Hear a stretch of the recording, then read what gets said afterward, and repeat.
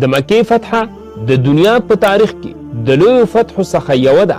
د مکې د فتح کولو څخه 2 کاله مخکې د مسلمانانو او کافرانو په منځ کې د صلح حدیبی یو تړون شوی و چې د هغې یوه ماده وه که د عربو کومه یوه قبیله هم غواړي چې د محمد صلی الله علیه وسلم په تړون کې داخله شي نو داخلېدلی شي، او که وغواړي چې د قریشو په تړون کې داخله شي نو داخلېدلی شي. او که د دې قبیلو څخه کومې یوې قبیلې په بلې باندې حمله وکړله نو د حدیبي دا تړون به ختم.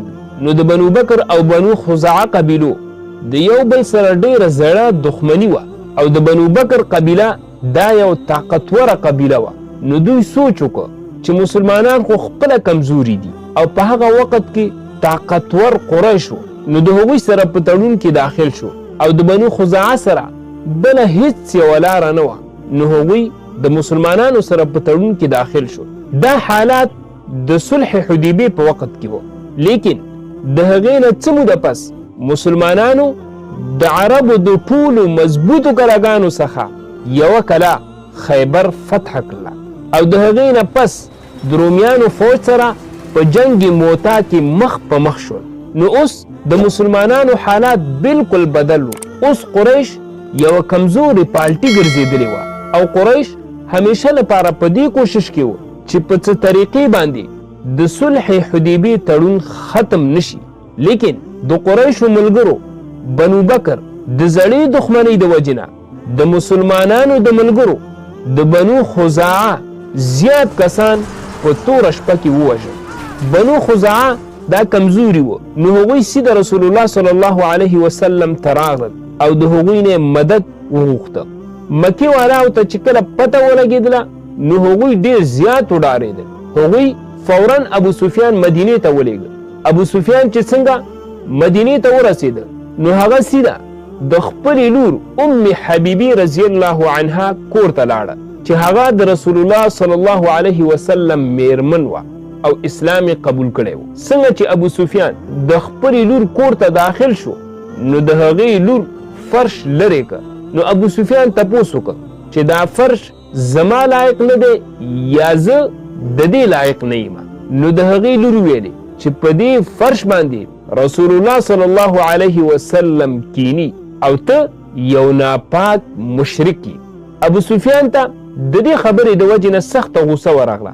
نو هغه سیده د رسول الله صلی الله علیه وسلم خواته لاړه او د هغه سره یې خبرې وکړې، خو هغه هیڅ جواب ورنکړ. بیا هغه د ابوبکر رضی الله عنه خواته ورغی، بیا د عمر رضی الله عنه خواته، بیا د حضرت علی رضی الله عنه خواته ورغی. لیکن یو هم د هغه خبره ونه منله. ابو سفیان د دې نه پس سیده مکې ته لاړ او ټولو ته یې وویلې چې اوس موږ لره بچ کوونکی هیڅ څوک هم نشته دی، د حدیبي صلحه ختمه شوې. لیکن مکې والاو د مسلمانانو د طرف نه دومره د زر حملې سوچ نه کوو. په مدینې کې رسول الله صلی الله علیه وسلم چاته د ویلو پرته د حملې تیاریانې شروع کړلې او چاته یې هم ونه ویلې چې حمله به کله چرته او په چا باندې کیږي.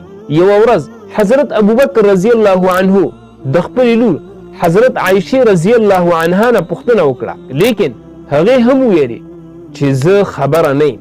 نو رسول الله صلی الله علیه وسلم عربو لره نور هم په سوچ کې اچولو لپاره د مدینې څخه یوه وړوکې قافله د مکې په ځای رومن امپایر طرف ته ولېږله، د دې لپاره چې خلکو ته پته ولګي چې د مکې په ځای په رومیانو باندې رسول الله صلی الله علیه وسلم حمله کوي. مکې ته څوک څه نه وایي. لیکن د رسول الله صلی الله علیه وسلم یو صحابي حاطب مکې والاو ته یو خط ولېږه چې په مدینه کې د حملې لپاره ډیر په زور او شور سره تیاریانې شروع دي، کیدای شي مسلمانان په مکې باندې حمله وکړي.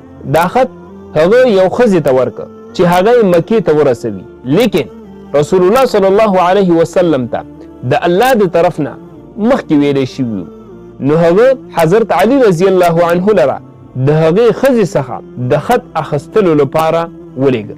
نو حضرت علی رضی الله عنه هغه ښځه راګیر کړله او خط یې ترې واخیسته.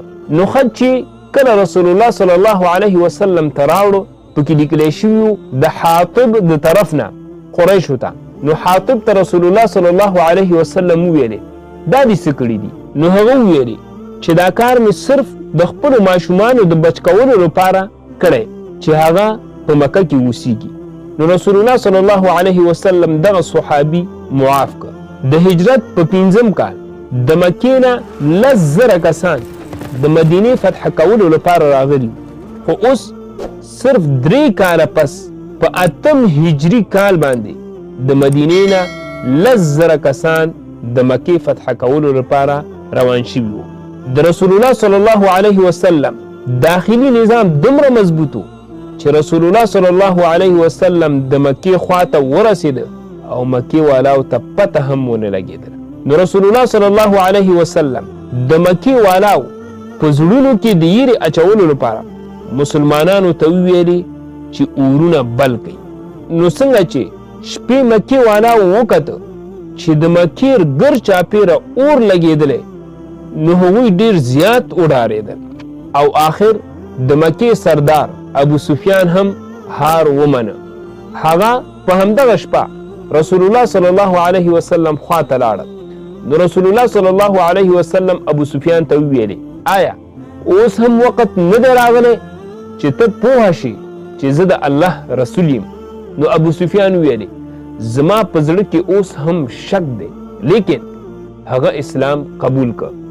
د دې نه 8 کاله مخکې رسول الله صلی الله علیه وسلم چې کومې مکې لره د یو بل مسلمان سره پریښی و، اوس د 10,000 مسلمانانو سره همغې مکې ته واپس داخلېده.